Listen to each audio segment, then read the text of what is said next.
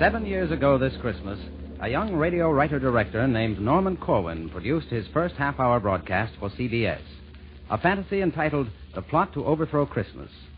In the years since then, Columbia has brought you many other varied works of Corwin, works which have elevated their creator to the unique position he enjoys in American radio. This holiday season, Norman Corwin comes back to the same studio to direct substantially the same cast with which he first presented his now traditional fantasy, The Plot to Overthrow Christmas. As in the original production, House Jameson plays Santa, Eric Burroughs is Nero, and Will Geer performs the role of Mephisto. Henry Morgan, better known as Here's Morgan, is a newcomer to the plot, playing a number of roles, including that of your narrator.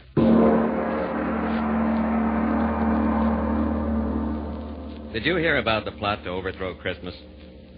Well, gather ye now from Maine to the Isthmus of Panama, and listen to the story of the utter inglory of some gory goings-on in hell. Now, it happened in Hades, ladies and gentlemen. It happened down there that the fiends held a meeting. The fiends held a meeting for the purpose of defeating Christmas. With the aid of a fade on the radio, we'll take you there with a hi and a hey-ho to hear firsthand the brewing of the plot down in the deepest Stygian grot. Grot is a poetical term for grotto. Whenever you hear my voce sotto, or sotto voce, whichever you prefer, it's just I, taking pains to make quite sure that nobody makes a poetical allusion which might in any way create confusion. I return you now to the voice you were hearing before I had to do this interfering. As I was saying, in this Stygian grot, the notables of Limbo hatched a plot, and what went on in the sulphurous hole we'll soon pick up by remote control. Of course, such a pickup's not made quickly. As a matter of fact, it's done rather trickily. You mustn't mind if it sounds erratic. That's merely intraterrestrial static. Now, don't be surprised if you're deafened by thunder just as we start on our journey under. You'll hear earthquakes and all of the commoner varieties of natural phenomena. And so, below, via radio, to the regions where legions of the damned.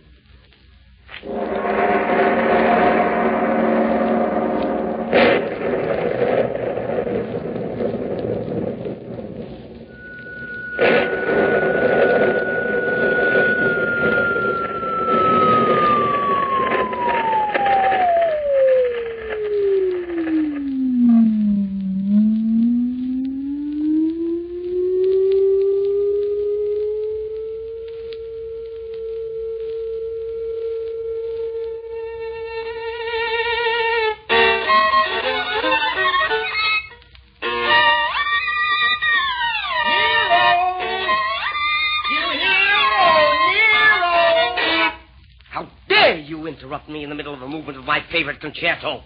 You should look to the improvement of your manners. Sir, if you please, my apologies. I would not have intruded upon your recital if the matter were not so terribly vital. The most important matter in the world is piddling when it comes to be compared with Nero's fiddling. Now, what you say may be very true, but I've been sent here to summon you to a great mass meeting of the tortured souls down in the grot of the flaming coal. A meeting? What for? What's the big idea? Why can't a fellow have some peace down here? Peace, poor soul, can't be found on the premises. This is a region abounding in nemesis. Now you're talking like a travel folder. Tell me, Varlet, before I smolder, why are we meeting? Who's on the spot? We're meeting in order to fabricate a plot. A plot against a festival that mortal men comfort in and gladden in again and again. You see, every year... Never mind the facts. I don't want to hear how mortal man acts. The only information about which I care concerns the mass meeting and who'll be there. His wickedness, Mephisto, will preside. Naturally. And several of the Borgias will be sitting at his side. And down in front, by the sizzling sodium, will be many personalities noted for their odium. Haman, Caligula, Medusa, and Legree. That's all very nice, but what about me? Oh, you will be sitting in row A, center, between Ivan the Terrible, the Tormentor, and Circe. Mercy! Why, they're both deranged. Do you wish me to see if your seat can be changed? Yes, if you will, please. Taste comes first, even though a soul may be eternally cursed. Right-o. See you at the meeting, then? Yes. And now, back to my fiddling again.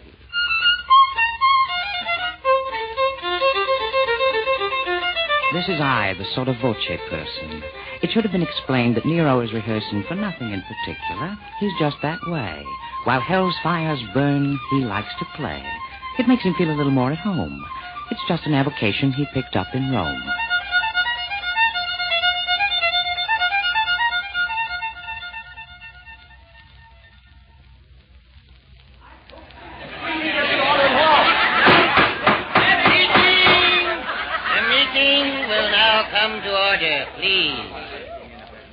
I've called you here from over 60 seas of boiling pitch and blazing phosphorus to stop what constitutes a loss for us. We've lost prestige, and I greatly deplore that we stand in danger of losing more in the way of confidence and spirit. We're far from our goal. We're nowhere near it. And this is the reason. Though we've done well in carrying forward the work of hell, we've left a very big job unfinished. After all these years, there is undiminished goodwill on earth every late December because of Christmas. Now, please remember that as long as this continues to be, the race of man will not belong to me. I will listen now to any questions you may want to ask, and then suggestions. Mr. Chairman. Brother Heyman has the floor. You say we've done well in our efforts to sell evil. I say we've done better. We've carried out the letter of your law. And I say, as a veteran Damon... Sit down there, Heyman. Enough of this folly. Sit down yourself. You're off your trolley. Sit down. I'm Ivan the Terrible. You're telling us? Why, you're unbearable. I want more decorum in this forum. These personal remarks must cease. Now, Brother Ivan, will you speak your piece? I merely want to say, in a casual way, that Heyman's a radical. Always gets fanatical. Why, you'd think to hear this pup that the devil should just give up. Mr. Chairman, Brother Ivan is a demagogue with a brain like a fly and the manners of a hog. Oh. He shall... Come to this. Are we going to let a little holiday like Christmas get the better of us all down here below? No. Very well, then, sirs. Very well. Let's go. Let's lay down our plans now to overthrow this Christmas business and all that guff of holly and mistletoe and stuff. Brother Caligula may take the floor. Mr. Chairman, I abhor, as a former emperor, anything which curbs our rule. Let us give some presents, too, candy sticks and things to chew, fruits and nuts and little cakes, poisonous as rattlesnakes. Bravo. Let our subtlest worker be bichloride of mercury. Brilliant. Let us wrap in tinsel bright little gifts of dynamite. Very good. Work things so that men will fear when 12:25 draws near. Good. Soon, at this rate, if you please, men will hang from Christmas trees. My dear Caligula, permit the chair to say that we think you got something there. And now, with this fine start, let's hear some more. Yes, Brother Nero, do you want the floor? With all due respect to Caligula's views, I think there's a better method we can use. I've heard just lately men are giving the razz to classical music by making it jazz. They're swinging Bach. And what is keener, they're doing the shag to Palestrina. As a connoisseur of music, of course, I love the works of Rimsky-Korsakov. But today I note with a bitter shrug, they've made Scheherazade a jitterbug. Much as we admire your clever rhyme, will you get to the point? We're wasting time. I was just about to say, when interrupted, that Christmas can easily be corrupted if you take and swing all the Christmas carols. Why, think of the evil. Just barrels and barrels of sacrilege every time you play a pious song in a profane way. Why, once you entice them to swing Noel, then victory belongs to us. Well? Mr. Chairman, Mr. Legree. I'd like to say that it seems to me that y'all is barking up a coonless tree. I think Mr. Nero's made a wrong guess. Now, the way to go about it is to get in Congress.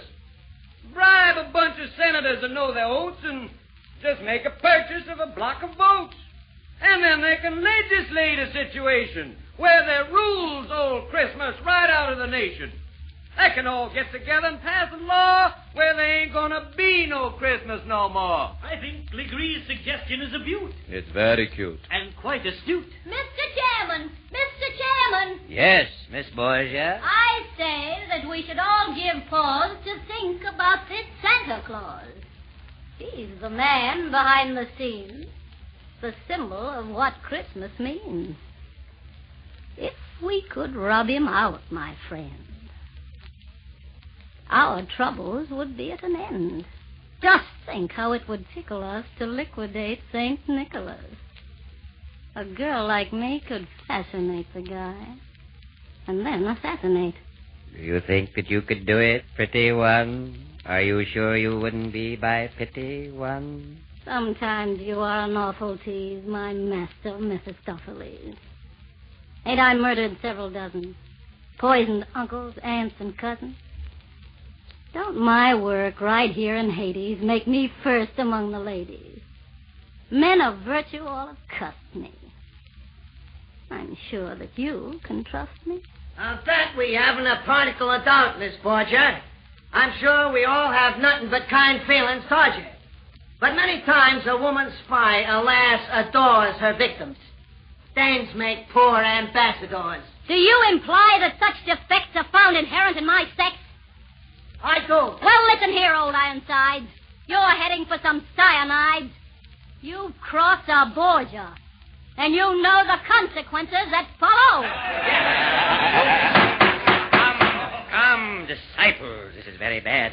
There's nothing to be gained by getting mad. Suppose we put the matter to a vote. All those in favor of the motion made by Fiend Caligula will signify by rising to their feet and saying, aye. Aye. One vote in favor. Caligula's. And those opposed? Opposed! The motion is defeated. Up we bring the plan of Brother Nero's, viz., to swing the hymns and pious music. All those for will please respond by raising up a paw. For! And those against? Against! Very well. Now, the project of Legree's. Who is there here who totally agrees? I do! Legree votes for himself. And those opposed? Opposed! And now all those who favor Borgia's cause, it being to eliminate Santa Claus. Aye, aye, aye! And those opposed? It seems the women have a way with them. At least they have carried the day with them. You flatterer. The motion's carried. And now we'll decide which one of us will take Nick for a ride. We'll all draw lots, and thus settle the moot point of who'll be sent to execute.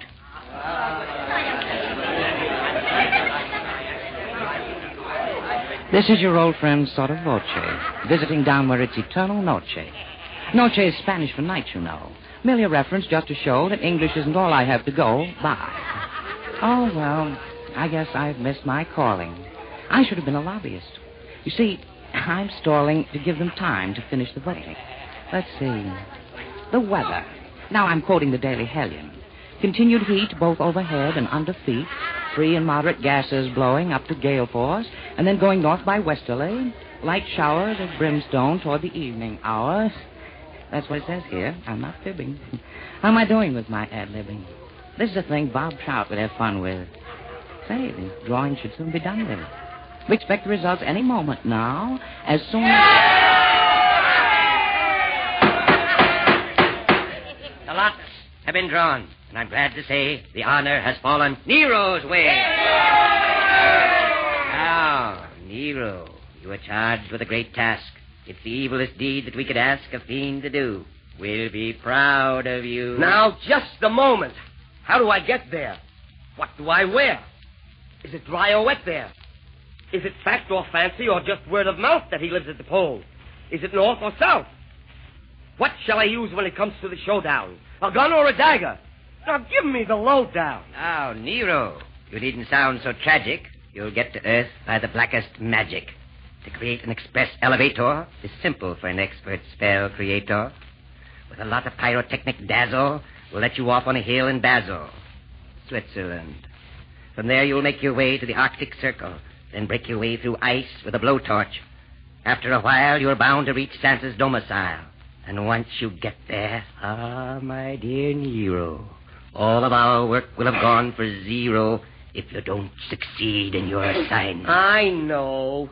If at first we don't succeed, we can try and try again. But there is no need, because nothing will come of it.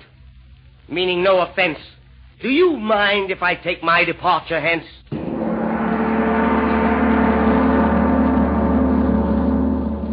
That, my friends, was a big brass gong. It is used in this story right along to indicate that we're about to travel to points where the plot will further unravel. And now, if Ambassador Nero elects, we'll have another spot of sound effects.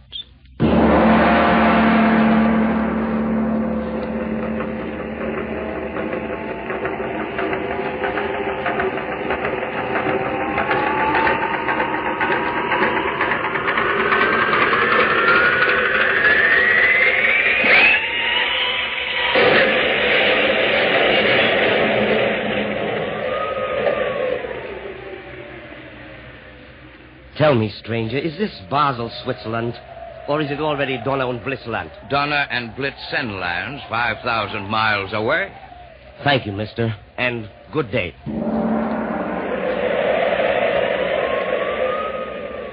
Tell me, stranger, I've been walking inland for weeks. Where am I now? In Finland? Tell me, stranger, because I've lost stock. Where am I now? In Vladivostok. Listen, stranger. After all these centuries of blistering heat, now I have to suffer from freezing feet. I'm wincing with pain from this pesky toe. But no speak English. Eskimo.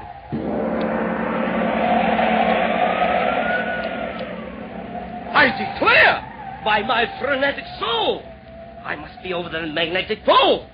My watch has stopped. Can that be right? I wonder. A light, a light!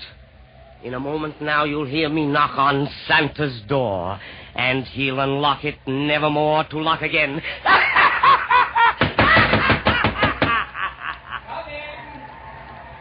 So is doom. How do you do, sir? Very well indeed, and you, sir? Splendidly. Won't you come right in?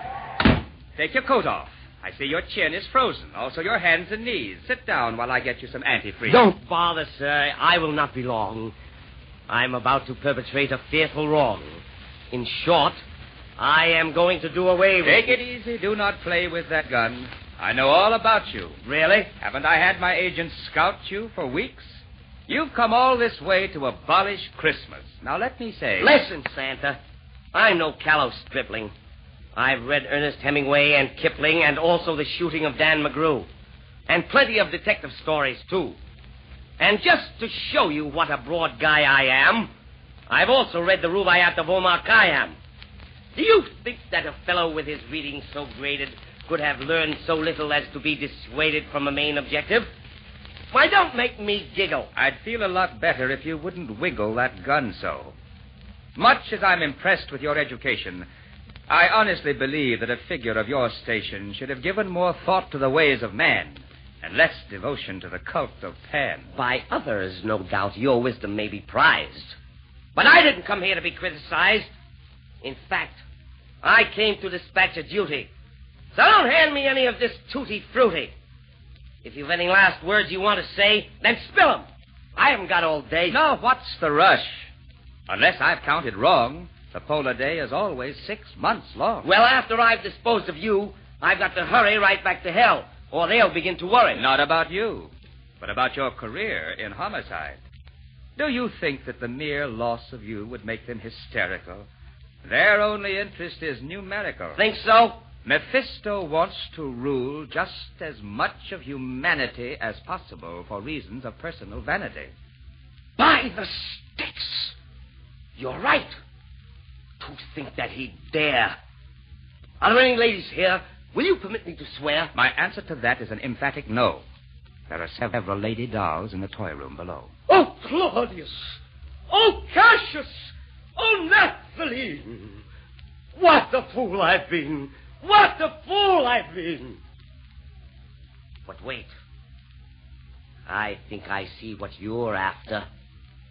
You're as clever as a big-time Roman grafter. You remind me now of my royalty just to get me in a mood for disloyalty. Do you think I could be that meanly deceptive to Satan? Why, Santa, I'm keenly perceptive.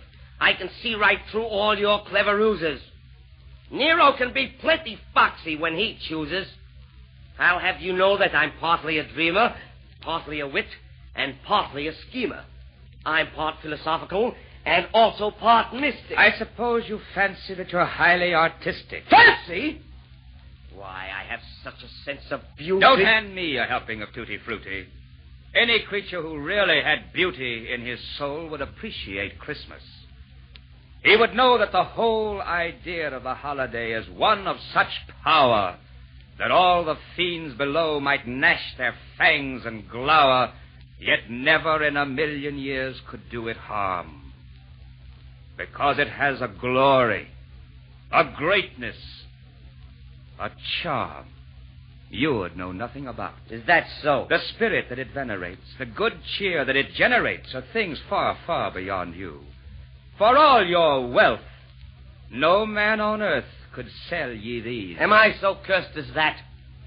Will you tell me, please, what beauties there may be that I have never seen?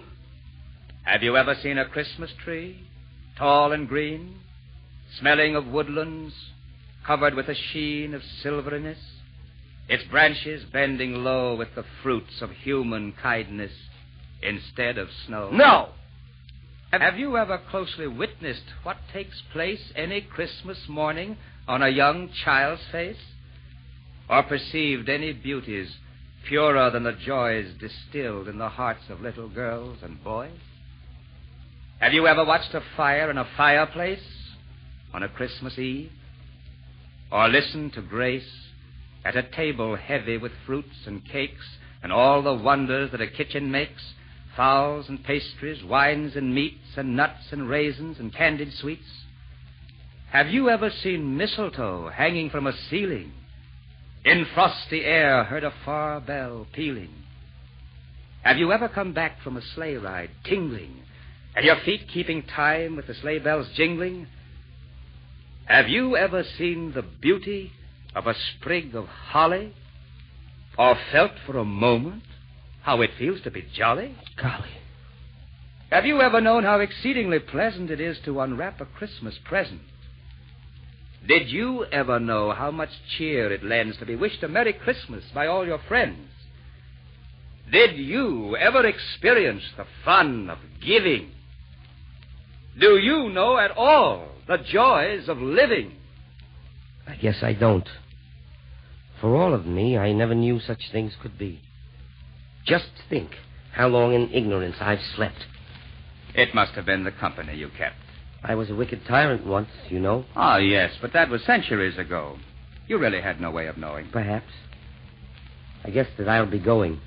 I really should be getting on my way. But do you have to? Don't you want to stay? You see, I'm just a bit... Embarrassed? Why, yes, sir.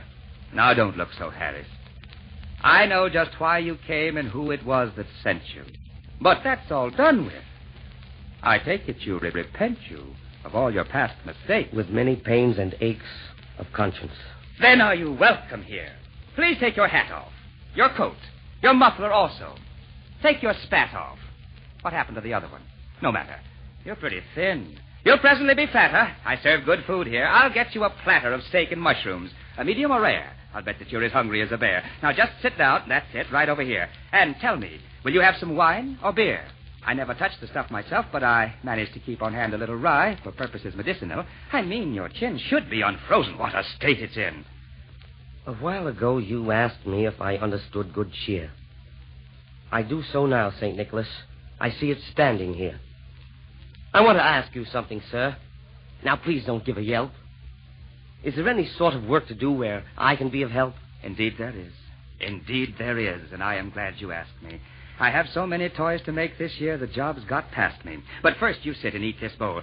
I've got a little trifle I'd like for you to see. So will you sit right here and stifle your curiosity? I'll get it for you right away. It's down the hall a piece. Well, well. Who'd ever think it? Will wonders never cease? At last, after all these centuries, I'm so happy I could buzz. It shows you what the lot a little Christmas spirit does. As emperor, I envied off the cheerfulness of peasants, and now... Well, here it is, Nero, my boy. By way of Christmas presents, I offer you this little gift. But Santa, for what reason? A very good one, sir. To wit, compliments of the season. Well, go ahead and open it. Why stand there so reflecting? I'm just collecting thoughts, St. Nick. My thoughts I'm just collecting. Just think how far a tiny bit of fellowship will carry us. Oh, well. I say, what's this? What's this? It is a Stradivarius. Why, thank you. Thanks a million times. I don't know what to say to you. I'll tell you what I'll do, St. Nick. I'll start right in and play for you. I'll play all night and day for you. Fine. Here's some music. I'm sure you'll play it well. It's a little piece entitled Noel, Noel.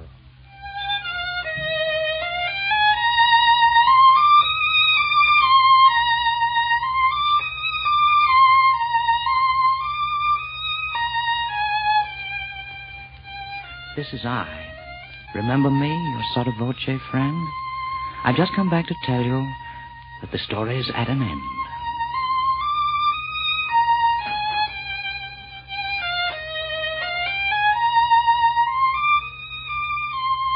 You have been listening to The Plot to Overthrow Christmas, written, directed, and produced by Norman Corwin. House Jameson appeared as Santa Claus, Eric Burroughs as Nero, and Henry Morgan as the narrator, Legree, and Ivan the Terrible. Others in the cast were Ann Shepard, Kermit Murdoch, Will Geer, Robert Dryden, Norman Ober, and Edward Cullen. Paul Winters was Nero's playing arm. The script of The Plot to Overthrow Christmas is found in the book 13 by Corwin.